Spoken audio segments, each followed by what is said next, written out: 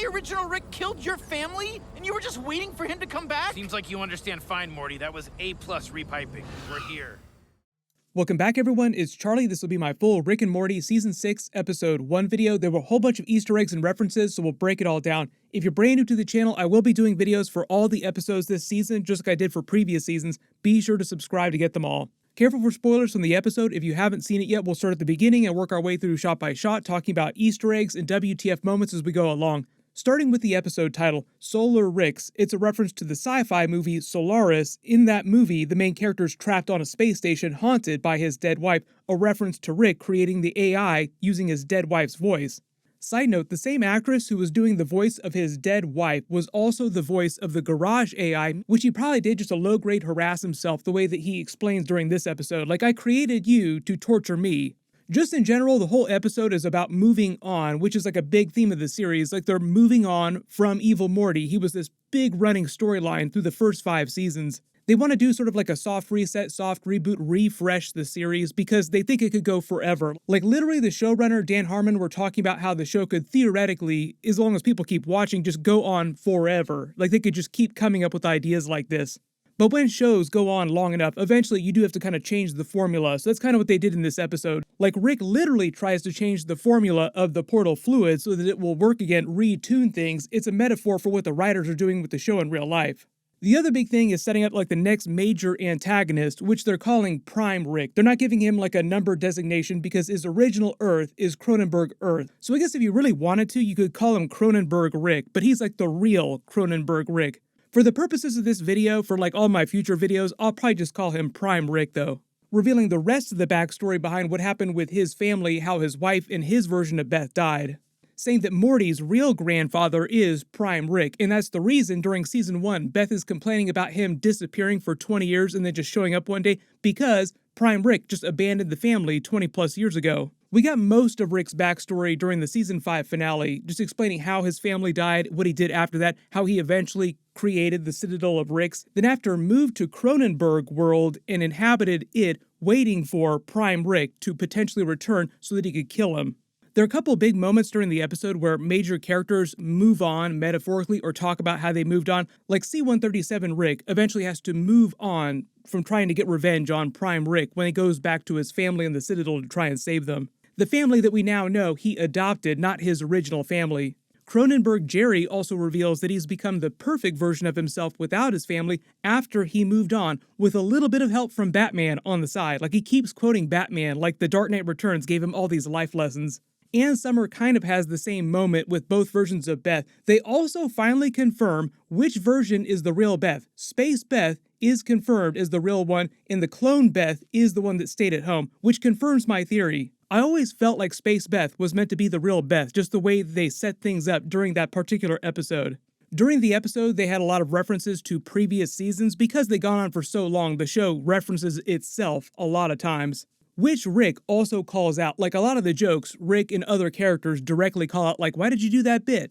And just in general, going forward, Justin Roiland said that Season 6 episodes in general will mostly be canon episodes as opposed to the one-off episodes that they've done in previous seasons. But they revealed the episode starts a short time jump after the end of Season 5 finale, after Evil Morty escaped through his modified portal, escaping the Central Finite Curve, and Rick and Morty escaped in part of the Citadel that was destroyed. And after Evil Morty escaped, they just slowly ran out of food and water. And all the portal fluid was rendered inert. The tear in the background is the tear in space-time that Evil Morty opened when he was trying to exit the Central Finite Curve. It's sort of like the manual way to go between realities that Rick uses later in the episode, and they'll continue having to use until he fixes the portal fluid. Which he kind of implies that he will do eventually. Like, the whole plot of the episode hinges on him making a mistake, like, oh no, we're all being reset to our original realities. But the way he talks about it, he makes it sound like he'll eventually fix that, and they will eventually get portals back. I don't know how many episodes it's going to take, like maybe by next week's episode or maybe a couple episodes after that, we'll see. Rick calls out his cheesy opening voiceover trope. The writers of the show are also making fun of themselves for being bad writers. The whole thing with the feral Mortys eating each other, problem solving themselves, is the idea that because the show has moved past the Citadel as like a big narrative trope, they just had to find a way to get rid of all the Mortys and all the Ricks that were living there. So they basically just killed them off in hilarious ways. He makes an Iron Man Avengers Endgame Marvel reference to the diary he kept recording when he and Iron Man were stranded on the Guardians of the Galaxy ship, the Benatar. which Morty calls him out on. Like that's a theme during the episode, characters calling each other out on their bits. When they make the Evil Morty joke about him quitting Twitter, and Morty says, "But no one ever quits Twitter." Yes, it's meant to be a joke about people in real life who always say they're going to quit social media, but then never actually do.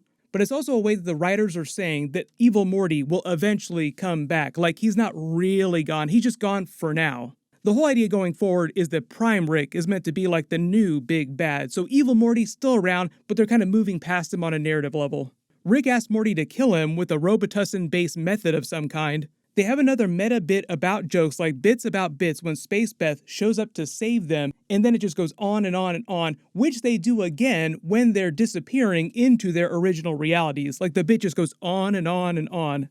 Then during the new intro scene, we have to try and guess which of these are going to wind up being scenes in actual episodes this season. The first one is Rick and Jerry skydiving away from a giant flying squirrel, which are real animals, but they're just regular size. This one just happens to be giant. The next one is Rick and Morty as Sherlock Holmes and Watson in Victorian London, talking to a version of Jack the Ripper, seemingly after he's just killed someone, like he has the bloody knife. And the other joke here too is that they don't seem bothered by it at all. There's a scene with a Rick parade with a giant Rick balloon, Space Beth, the other Beth, Morty, in summer. Then there's a scene of Jerry wearing an armor suit in a very Star Trek-y looking assembly chamber with a bunch of different races in the middle of a fight. I'm not sure which TV show or movie this armor suit is a reference to, but if you think it looks familiar, just write it below in the comments. Then there's a butter Morty being dumped into a frying pan being used to cook someone's breakfast. And I believe that that's like the fewest number of scenes in the intro scene that we've seen before. Usually it seems like there are more fake and real scenes. When they make it back, we meet Digestibot for the first time. The joke here is that Rick has modified the house so much that there are basically any item that you could possibly conceive of hidden inside the house somewhere. In fact, in the trailer there was footage from one of the later episodes where a bunch of household items turn into Transformers and attack them.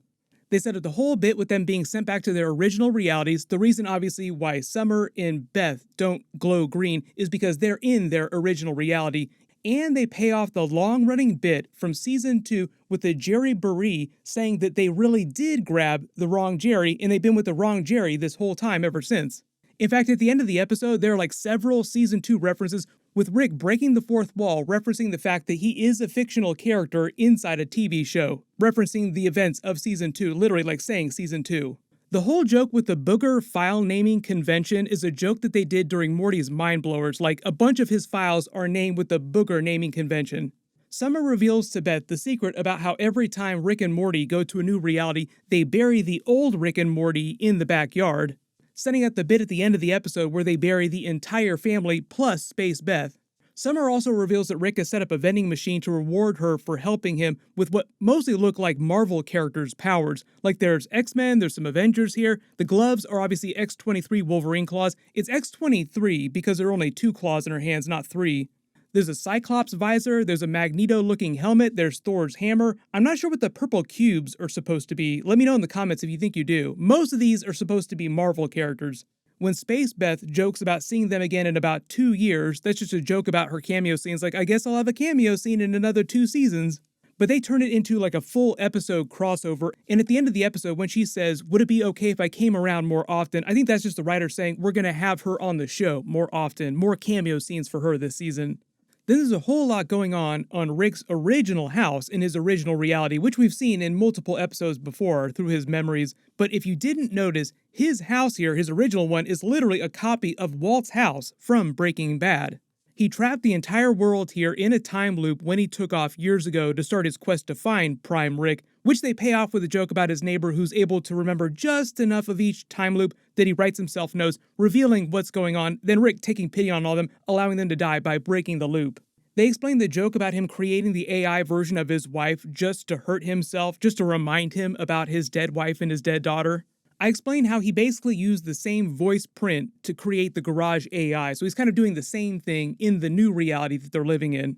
He also reveals that Summer has basically the same personality that his wife Diane did. The combination to his safe here, 69247, probably is a reference to something. Usually numbers like this wind up being references, but there weren't any special dates that I could find, so if you think you know what this is a reference to, just write it below in the comments. Then we get a bunch of answers about what happened to Morty's original family in the Cronenberg reality. Only Jerry has survived, his Beth and Summer died, and Prime Rick is his real grandfather. But like I said, he abandoned them 20 plus years ago, so Morty has never known Prime Rick. The only Rick he's ever known has been C-137 Rick, who was just squatting there waiting for Prime Rick to come back. But over time, the idea, like they kind of joke about this at the end of the episode too, about how C-137 Rick really did grow to care about them, which is why Prime Rick is so dangerous, because he doesn't care about anyone or anything. So like in all the episodes where they have flashbacks and they show Rick holding baby Morty, those were pictures of C-137 Rick watching Morty be born. Also, because they're doing so many Season 1 callbacks, I feel like Morty being distracted by all the dirty magazines feels like a very big deep cut to Season 1. Back on the Citadel, the scavenger aliens kind of look like they're dressed as Jawas.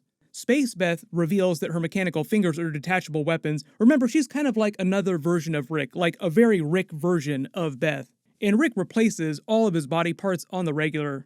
Rick winds up making the new upgraded version of his spaceship capable of making the journey across realities. The spaceship might be in future episodes, so I don't know how long they're going to keep this around. But like in the trailer, you see Morty accidentally blow it up, so it might not be around for the entire season.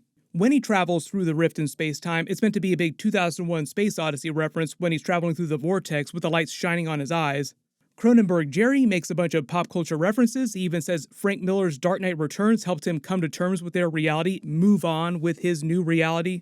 The joke there is that there's also a bunch of mutants that older Batman fights in that story, and in the Cronenberg reality, pretty much everybody has been mutated into a version of themselves. And obviously the other joke here, that Jerry, left on his own without the rest of the family, becomes the perfect version of himself. So the joke there is that without everyone else, Jerry's actually a pretty decent person.